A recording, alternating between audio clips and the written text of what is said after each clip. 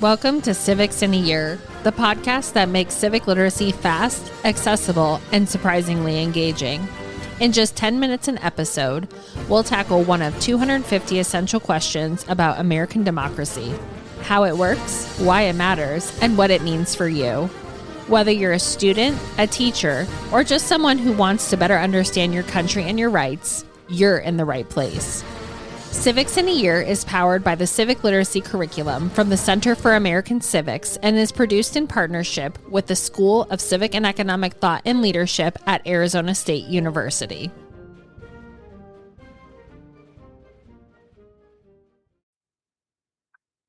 Welcome back to the Civics in a Year podcast. I am stoked today because I think there are a lot of Americans that don't know that each of the three branches of government actually have historical societies attached to them. And today, I get to talk to Roswell Encina, who is the president and CEO of the U.S. Capitol Historical Society. So, Roswell, thank you so much for being here. First, can I ask, what is the U.S. Capitol Historical Society? Well, it is wonderful to be with you, Liz. Well, the United States Capitol Historical Society started in 1962. Our job is to preserve history and the story of the Capitol. That goes way beyond clearly just members of Congress and their staff. This includes for anybody who's been part of the history of democracy that happens here at the Capitol building, whether it's the members of Congress, clearly, but most importantly, like the preservationists, the historians, the staff members, as I mentioned, the librarians at the Library of Congress, the Capitol Police, the architect of the Capitol.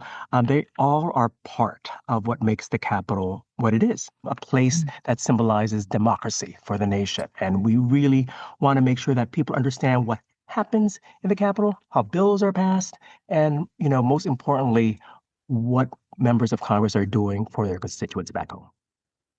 I love that. So can I ask the question first? What is the most interesting or fun part of your job as the president and CEO of the Historical Society? I mean, just walking into the Capitol every day it takes your breath away still. When you walk into the Rotunda or you walk into Statuary Hall, you'll always marvel clearly over the paintings and the murals. But what I find really energizing is when you see the faces of people coming from all over America who visit Washington and come to the Capitol every day. There's a major flood of students that come in the springtime, and it doesn't stop until almost like winter time, but it's still busy then. But you see their enthusiasm and their appetite, for learning what's happening at the Capitol, this history of the Capitol. But most importantly, every day feels like a civics class. When it comes to current events, they start to understand why, how did that bill get passed? Why did the government shut down? It's some of those things that we really want to kind of elevate and help not only students, but the average American who visits the Capitol, that this is theirs. It is their house. And we like to say that we do help and serve members of Congress and their staff, but most importantly, we're here to serve the people they represent back home. And I've been to the Capitol a couple of times, and you're right. Anytime I walk in, my breath is taken away, and it's such a cool place. And there's so many little pieces of history kind of throughout the Capitol. What is like one surprising or lesser known story about the Capitol that you think people should know? This is probably, when you visit Washington, you'll probably always see the addresses of Northwest or Northeast or Southeast. The Capitol is the city's grid. So at the bottom floor of the Capitol building, there's a star there. It pretty much divides the grid of the city. So if you're above it, you're in the Northwest, and you're in the corner of it, you're in the Southeast. People do not know that. And that's how Font kind of designed the city and used the Capitol as its guide. And you'll also know, because there's a reason it's called Capitol Hill. It's on top of a hill. And you probably wonder, why didn't they put the White House on top of a hill? The reasoning behind that is because our founders didn't want to pattern ourselves like what was going on in Europe. Because, we don't report to a king. We don't report to a palace.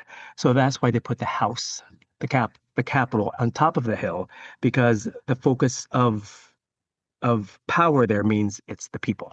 But clearly, the Capitol and the White House are still connected via Pennsylvania Avenue. I actually have a picture of my feet at that star because I remember going with a teacher group Yeah. and being like, I did not know this existed. And I will say, I think my favorite part of the Capitol is the fact that the Supreme Court was in the basement before their building was even built. It's such a cool thing to see. And that Supreme Court, there's so many historic cases that were tried there, especially the case of Amistad, of the enslaved folks who were taken from Africa. And it was in that chamber when where arguments were made. So, like everywhere else in the Capitol, there are certain places that you enter that will give you goosebumps, especially when you're reminded of what happened in there or who was in there. Or, these are the same steps that Abraham Lincoln walked or James Garfield and all to our contemporary members of Congress. It humbles you, but it also realizes how far the nation has come, especially as we celebrate America 250 this year. Yes, and the rotunda too. It is, I think when I walked in there, I was so overwhelmed in the best sense. And I remember standing there and like a couple members of Congress just walked by because this is their, like, they're working, they're doing their stuff. place of work. So yes, that is one thing that's also fascinating, especially if you're a tourist, if you're a student and you're walking around, of course, you're marveling clearly at how beautiful the rotunda is. But as you mentioned, yes, you'll bump into members of Congress and their staff. Sometimes they're the ones doing the tour. And you see that despite, what you may think of each of them or their politics, that they're people, that they do represent their constituents back home. And they are dedicated to upholding democracy in our nation. I want to talk about, the people who visit. And I want to just tell you a little experience that I did earlier this year. Earlier this year, during January 6th, was the 5th anniversary of, the January 6th thing. The Capitol was open. It was open for business as usual. We had a tour of I'll talk about this later, a We the People tour for Title I 8th graders. So at first I thought, I'll follow them around to see. I wanted honestly to see how they react to these tours. At first, you remember how you were in middle school. You were just happy to get out of the classroom, so, and you were going on a field trip and, we'll just have fun. So I just thought they would barely be paying attention to the docents. However, and this is what really kind of inspired me. You see these kids, and these are 8th graders, by the way. It's hard to hold the attention of middle schoolers nowadays. They were genuinely paying attention and asking questions and raising their hands. And I realized, oh, this just proves that there is an appetite for it among kids. And, I love teachers to death, but, they're given some constraints that they can't do. But civics and history is not taught the same way as we were kids. And we're hoping what we do at the Capitol Historical Society, we could help the students and help the teachers and really kind of fill in the void that's been missing. And I think that place-based civics too is something, I taught middle school for 13 years and being at a place and being able to see it, I think is so cool for kids because you can read about it all day or they can look up stuff online. But when they're there, I think the learning is just different for kids. So it doesn't surprise me that middle schoolers were like, this is actually kind of cool. Exactly. And, and these are middle schoolers who live in the District of Columbia.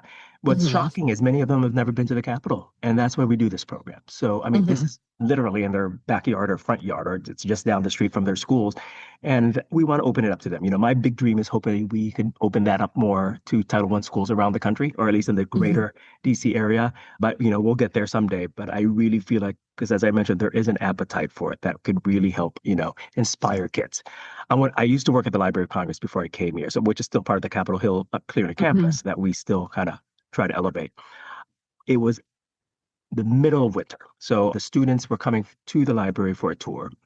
So they understand primary sources and all that stuff. But it was in the middle of the snow was coming down and it was very cold and the school was open. Surprisingly, schools were open in DC that day. So they had to walk from the school. So these poor, they just had to trek through the cold to get to the library. So they made it. At first, they're kind of like, oh, and warming up. Then when they finally looked at the building, the Library of Congress is arguably one of the most beautiful libraries in the world. Yes. They were like, oh, they really got their, it took their breath away. And I remember hearing one of the kids, the next time we come back here, we need to dress up because this is clearly where future presidents come and visit.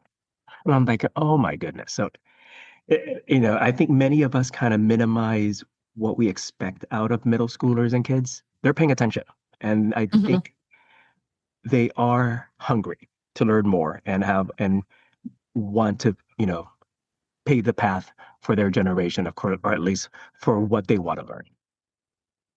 Oh my gosh, that gave me like goosebumps. I know, right? This is this is why I love teaching so much is those little moments. So what do you hope then that visitors, whether they're students or the general public or teachers, take away from Capitol tours and these educational programs that your organization offers? For the tour, I'm hoping, it builds a little bit of, it feeds them a little nugget, thinking, Mhm. oh, and when they see all the statues around Statuary Hall, I could be Frederick Douglass. I could be Rosa Parks, and really see themselves when they visit the Capitol. This is not a place just for scholars or historians or politicians. It's Mhm. theirs, and we really want them to feel inspired. At least that will really let them understand the history of the past 250 years and the milestones that have happened in the past 250 years. I think there's going to be a lot of focus clearly this year of what happened 250 years ago by our founders and the writing of the Declaration of Independence and everything. But I like to stress, especially from what we do, a lot was accomplished in 250 years that we need to recognize. Mhm. As we all know, U.S. history is not as joyful as it should be. But we need to recognize that. But because of that, there are some major parts of history that Congress played a major part. They passed landmark legislation that both made the country more inclusive. It made things more freer for people, from Voting Rights Act to Environment Protection Acts, to a lot of that has helped America. We want to kind Mhm. of try to let people understand that a lot needs to be celebrated aside from what just happened 250 years ago, because the country has come a long way. But for our other programs, and those are just the tours. As I mentioned, we have our Capital Civics program. One of the big things I'm very proud of are these teacher workshops that we do around the country. We go get out of the DC Beltway and go to our partner institutions around the country. So far we've been to Ohio, Illinois, and Florida, and we're hoping to make it to, or not we're hoping, we're going to Texas later this year. So we partner with other institutions, whether it's a presidential library that we're doing at Texas will be the LBJ Library in Texas. In Florida, we partnered with Florida State University. Illinois, we partnered with Abraham Lincoln Presidential Library. So there's a connection of, and a theme that we want to bring teachers to experience these places. But most importantly, we want to give them the tools and like lesson plans of how to go back to, their classrooms. We looked at Mhm. as like a generational change, hopefully we could do. Clearly, whatever we teach the teachers goes beyond that one classroom that they're teaching that day or that this school year, that they'll take it to future, classes that they'll be teaching. And hopefully it impacts several years of how they teach and what they are teaching to their students. And we're very proud of that. And I believe that we see the difference it's making of how getting the teachers energized. And I think most importantly, we just want to let the teachers know we're here to support them. You know, Mhm. being a teacher nowadays is tough by itself. And we want to make sure that they're aware of these resources that's available to them. You don't have to attend the workshop. Clearly, we have many of this on our website that and giving them the resources that's available to them, whether it's the primary sources from the Library of Congress or the National Archives, or all these other presidential libraries, that this is there for them. And there's a reason why these libraries and archives and institutions are digitizing these items. So you don't have to come to Washington to view Rosa Parks' papers at the Library of Congress or see the Declaration of Independence at the National Archives. These are all available to you from your classroom in Montgomery, Alabama, or Seattle, Washington, or up in Maine. These are for them. And that makes me so happy. As a former teacher, I think there are a lot of teachers out there that just within their undergrad or grad didn't really get a whole lot of civics. And so having all of these resources and listeners, these will be in the show notes. They're actually very easily accessible through any search. But this is why I love organizations like yours, Yeah. right? Like we're here for teachers, we're here for students. How can we help? How can we help? So, can I ask a question about like the teacher professional development? So, this year's is at the LBJ Library and it's on the Voting Rights Act of 1965. So, can you just give me a little like look into what that looks like for teachers? We decided on that subject matter for two reasons. Because it is an election year, it's the midterms. So there's nothing more basic in civic engagement than voting, we're hoping, so we're assuming many of their students are going to be asking about that, especially it's in the news a lot, especially going into the next school year, which is the few months leading up to the midterms. And we selected that because it's the Voting Rights Act, and the LBJ presidency helped pass that, or at least it happened during his presidency. And we're hoping that it will fill the void of the questions there that the teachers will be asked, especially the importance of, why the Voting Rights Act came about. I mean, for a complete generation or generations, they probably don't understand that not everybody were allowed to vote. I mean, as 60 years ago, or even at this point, about 100 years ago, women couldn't vote. So these are the things that they need to understand. So it will dive deep into that, and hopefully it will help give the resources for the teachers when they go back to schools. I pulled this out of you. I wasn't sure if you noticed. It's one of our earlier publications here at the Society of the History of the Capital Historical Society. There's one thing I've always kind of underlined, and I always kind of use this as a guiding light. Congressman Schwengel, who started the Historical Society, says he believed that this new society could become a history teacher to the nation. And I really kind of saw that as something that we do. Of course, we'll always kind of elevate the history of the Capitol building, but that is the main crutch, I believe, that calls for the moment, especially now. Reaching out to teachers, reaching out to students, reaching out to parents of what they could all do, or at least teach their kids, or at least instill them both to be both critical thinkers, but also to acknowledge our shared history. I really love that. And again, listeners, we will put all of this on. And if you ever get to Washington, D.C., I mean, the Capitol, the archives, like all of these buildings, the Library of Congress, again, another building that when you walk into it just absolutely takes your breath away. And again, these are cool buildings, but they're also workplaces, and they're also like you're in the heart of DC and of democracy. So is there anything else and it's all you free want to get in for all of them? So. Everything is free. Is there anything else you'd want our listeners to know about the Historical Society, about DC, anything like that? It's important them to know, especially as we celebrate the 250th anniversary of our nation, that democracy still is very vital, and understanding how that works.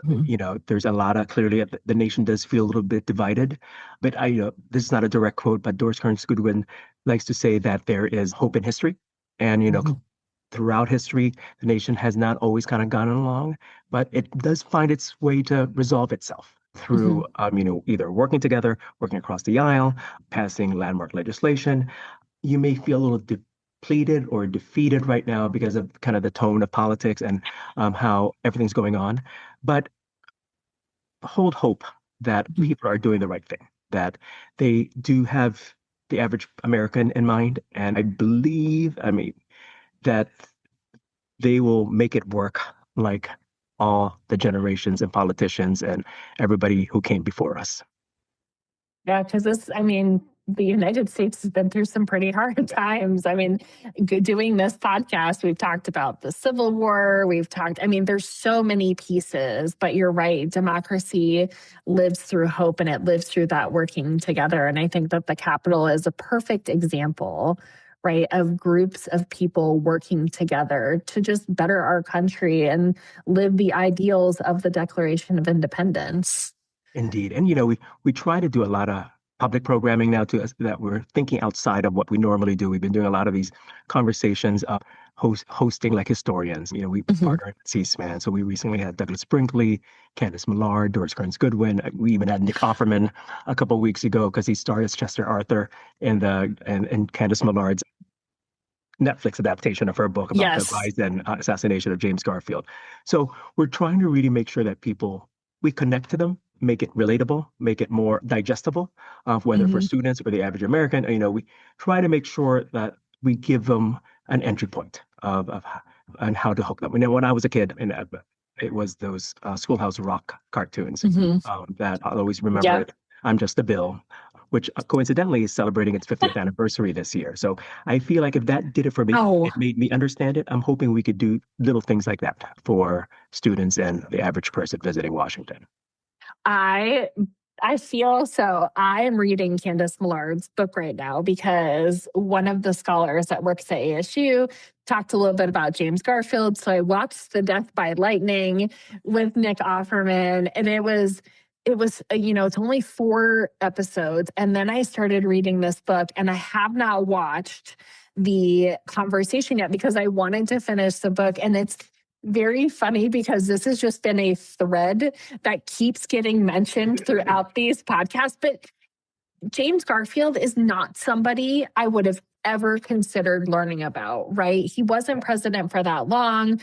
And Chester Arthur, like, the story is so cool. And so I love that you have, and you talk about Douglas Brinkley and Doris Kearns Goodwin. Like, I can look in my library and I have those. And I love that you're bringing historians to the people, because I think that is such a rich thing for Americans. Historians are incredibly accessible and they have such cool stories. And the fact that you guys are doing that for the general public is just, it makes my history heart so happy. And it does really, it re-energizes you. I mean, historians like, Doug and Candace and Doris and like John Meacham and everyone else, they do such a great job in explaining it. I don't want people to think that you read their books like it's like reading textbooks. They write them like they're novels. And it really lets you, they flesh out these people that you probably just kind of like, oh, like James Garfield's a good example. Just because he was only president for a couple months, people forgot what he stood for and how he became president, and the big story there of how he died, and the change in Chester Arthur from what he was into, he rose to the occasion to become president of the United States after the assassination of Garfield. That is what I really like. They really make these people, you understand what they were going through when the nation was going through the same thing, and understanding where the country was at the same time, both, socially, economically, how they treated enslaved folks, how they were treating, poor folks compared to the class system and everything else. So there's a lot there to learn. Yeah. Roswell, I feel like I could talk to you forever about this stuff because it's so fun. And again, it's so accessible to teachers, to students, to the general public. Thank you so much for your time. Thank you for that shared love of history and for talking to us about the U.S. Capitol Historical Society. It is my pleasure, and I welcome everyone to visit us in Washington. Thanks for joining us on another episode of Civics in a Year. If you enjoyed this episode, be sure to subscribe and share it with someone who cares about a constitutional republic as much as you do. For more episodes, resources, and updates, follow us on social media or visit us at civics.asu.edu. Make sure to check out the show notes for any relevant links. Special thanks to the United States Marine Band for their performance of the Stars and Stripes Forever. Let's keep building a stronger constitutional republic, one episode at a time.